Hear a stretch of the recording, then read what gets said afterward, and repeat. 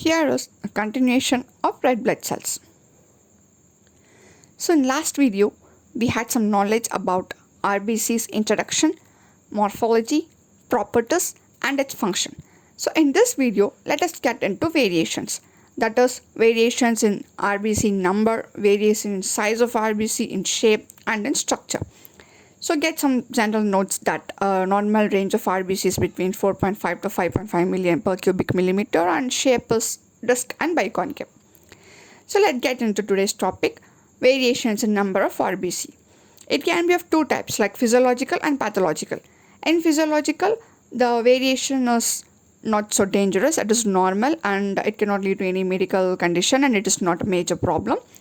But in pathological, it may lead to some medical conditions. So physiological. Increase in RBC count is generally known as polycythemia. It occurs in both physiological and pathological condition. When it occurs in physiological condition, it is called physiological polycythemia, and in this condition, the increase in number during this condition is marginal and temporary. It usually occurs in the following conditions like age, sex, high altitude, muscular exercises, emotional conditions, increased environmental temperature, and after meals. So age. At birth, the RBC count is 8 to 10 million per cubic millimeter of blood. So in infants and growing children, the cell count is more than the value in adults. So that is quite normal. So it comes under physiological polycythemia. Sex. Before puberty and after menopause in females, the RBC count is similar to that in males. During reproductive period of female, the count is less than that of males. So variation in number of RBC in this condition is also normal. High altitude. Inhabitants of mountains have an increased RBC count of more than 7 million per cubic millimeter. It is due to hypoxia in high altitude. So hypoxia stimulates kidney to secrete a hormone called erythropoietin. The erythropoietin in turn stimulates the bone marrow to produce more RBC. So it is not a danger condition. It is a quite normal physiological process that happens in that occurs in the inhabitants of mountain. So it is also normal and it is physiological polycythemia. Then muscular exercises. There is a temporary increase in RBC count after exercises. So it is also normal because hypoxia increases the sympathetic activity, results in secretion of adrenaline, adrenaline contracts spleen and RBC release into blood. So this is quite normal. Then emotional conditions. RBC count increases during the emotional conditions such as anxiety. It is because of increase in sympathetic activity as in the case of muscular exercises. Increased environmental temperature. Increase in atmospheric temperature increases red blood cell count. Generally, increased temperature increases all the activities in the body, including production of RBCs. So this comes under physiological polycythemia. And last, after meals. There is a slight increase in RBC count after taking meals. It is because of need for more oxygen for metabolic activities. So once the food has been intaken, once we eat food, for metabolic activities, it needs more oxygen.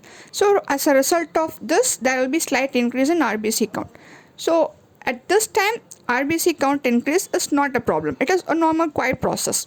So this also comes under physiological polycythemia. So moving on to the next part, decrease in red blood cell. So in these three conditions, decrease in red blood cell count is normal. It does not lead to any dangerous medical conditions. So the three topics are high barometric pressure, during sleep and pregnancy. So high barometric pressures. At high barometric pressure as in deep sea, when the oxygen tension of blood is higher, RBC count decreases. And during sleep, RBC count decreases slightly during sleep and immediately after getting up from sleep. So generally all activities of body are decreased during sleep, including production of RBCs. So this is also normal. And in pregnancy, the red blood cell count decreases. It is because there will be increase in extracellular fluid volume. So as a result of this, there will be increase in plasma volume. So here hemodilution occur as there is plasma volume increases, blood volume decreases. So there is a relative reduction in the red blood count. So in high barometric pressure, oxygen tension is higher, so red blood count is decreases. During sleep, all body activities is being decreased, and in pregnancy, volume is increased, extracellular fluid volume is increased, and so RBC is decreased. So the conditions which have been mentioned above, there will be increase or decrease in red blood count, which is of not dangerous level and which may not lead to any major medical problems.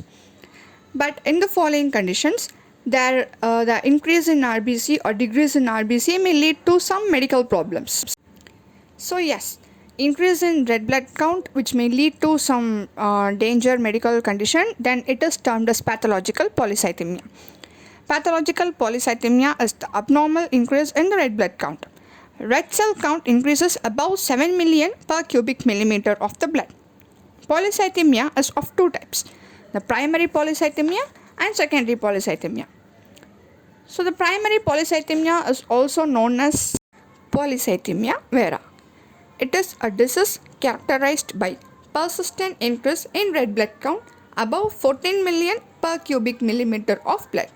This is always associated with increased white blood cell count above 24,000 per cubic millimeter of blood. Polycythemia vera occurs in myeloproliferative disorders like malignancy of red bone marrow. So in this case, red blood count increases above 14 million per cubic millimeter, always associated with increased WBC. So the point to be remembered here is increased RBC above 14 million per cubic millimeter associated with increased WBC occurs in myeloproliferative disorders. Moving on to the next type, secondary polycythemia. This is secondary to some of the pathological condition, as some condition will be present in patient before. Because of that, red blood count starts to decrease. So let's discuss about what are the conditions that comes under secondary polycythemia.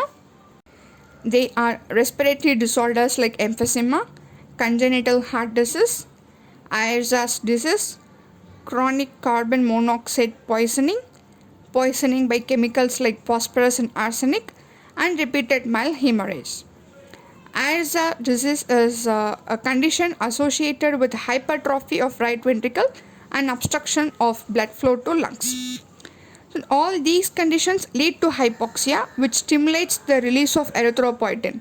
Erythropoietin stimulates the bone marrow, resulting in increased RBC count. So hence, these are all the conditions that comes under pathological polycythemia. So under pathological variations, there is also a condition in which RBC count can decrease, and this is known as anemia. Let us have some detailed explanation about anemia and types of anemia in separate video. So in general, abnormal decrease in RBC count is termed as anemia. It's a condition known as anemia. Moving on to the next topic, variations in size. It is also of two types, physiological and pathological.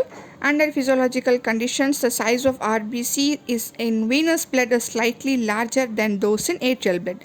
So RBCs present in venous blood will be slightly larger in size than those compared with RBCs in atrial blood.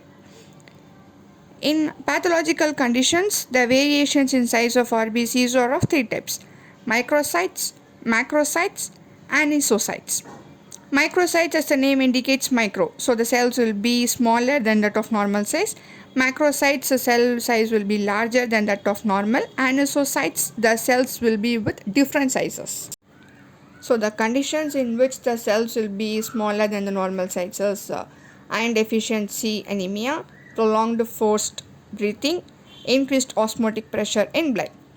So the condition in which the RBC count will be larger, that is macrocytes, occurs in condition like megaloblastic anemia, decreased osmotic pressure in blood, and anisocytes occurs mainly in pernicious anemia.